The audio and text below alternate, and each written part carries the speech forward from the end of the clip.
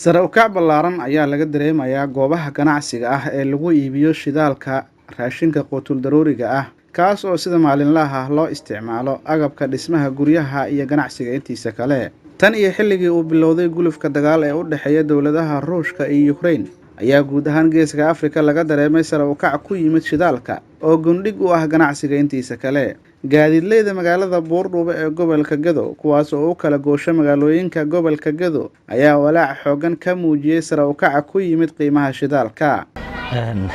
macruufow horta gaadiidka haddaad iga weydiisay xagga gaadiidka maxaa sare kaca keenay iyo haddaad igu weydiisay horta gaadiidka ninku xamaashaan ahay abuurtaan waxaan u kala gooshnaa Luuq iyo Doolow, Beled Xaawa, Garbaharey, Baardheere, Ceelwaaq intaasaan horta u kala gooshnaa. waxa keenay sare kacana oo nagu kiciya hadda shaqadii aan hadda nooga joogsatay waxaa ka mid ah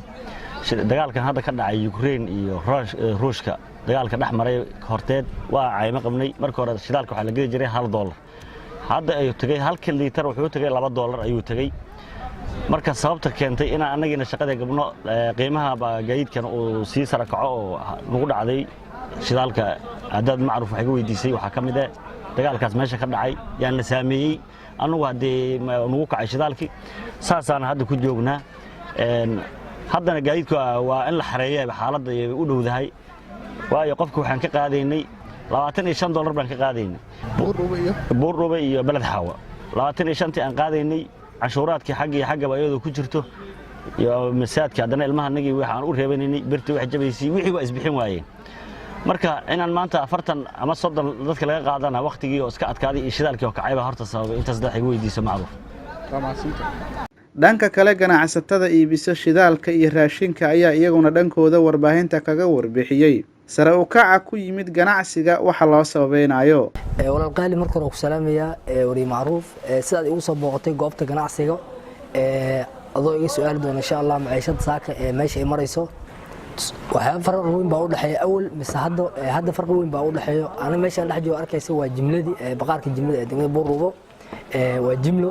markaan jimlada camal aan ku sheego saaka sokorta waxay maraysaa $39 iyo bar waa jimlo marka burka sidoo kale 38 halka bariisku ku yahay 37 waxaan soo gaarno arki jirnay maciishada ay maraysay ayadoo burka 33 bariisku uu joogo 32 halka sokorta ay ka marayso 37 maciishada marka way kacday waxyaabaha sababaha qof kasta iska garan karo waa dagaalkii Ukraine iyo Ruushka dhaxayay marka mar haddii xag ka soo dhacdo intan waxay leeyahay marka haddii xag ka soo dhicin shidaalku uu kacsan yahay marka taas ma dhici karnaa sababaysa marka insha Allah midaas baa yeelaysa dhinaca dhismaha dad iga waran waa la mid ah nafteeda dhismada tusaale ahaan jingada camal oo halka xaba ah waxa la gadaa $4 iyo bar halka steeliga la gadaa $3 muraalka la gadaa $6 iyo bar marka iyadoo waqti abaar ay jirto aad garan karto in sanadda abaar ay gobolkeeda iskaga daba noqotay aysan ka jirin wax roob oo dhacay haddana wax walba isas u sii kacayaan marka waa garan dadka ma gadan karaan laakiin marka si fiirsan way aan leedahay laakiin qofka duuba hayn way ku adag tahay marka saas maciishada noocaas weey dhanka dhismada noocaas weey yow dhibaatooyinka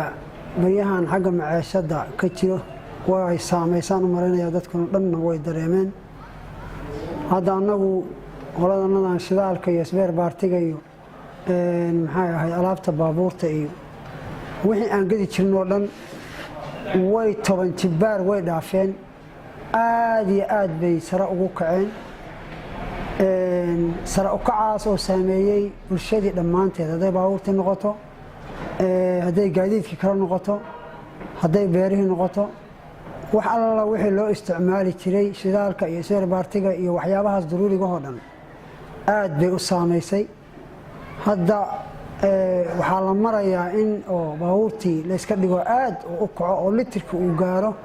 $2 iyo wax ka badan dhibka asaga ah marka muddooyinkan dambaba wuu soo kordhayay maxaa la sababeynaa sababtan u sababeynayna waxa weeyo kulley dagaaladan Ukraine iyo ka socdo meeshaan ka socdo Ruushka inay sabab u tahay baan u maleynaynaa sababta waxa weeye markii waxaas bilowmeen baa qiimo kacaan iyo waxaan si 10 jibaar maayo yaa la arkay.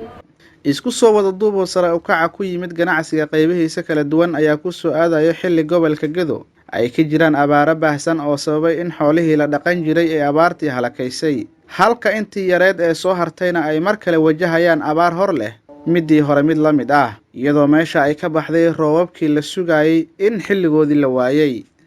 Cabdulaahi Macruuf, raadiyaha iyo TV-ga dowlad goboleedka Soomaaliyeed ee Jubbaland, magaalada Buurdhuube ee gobolka Gedo.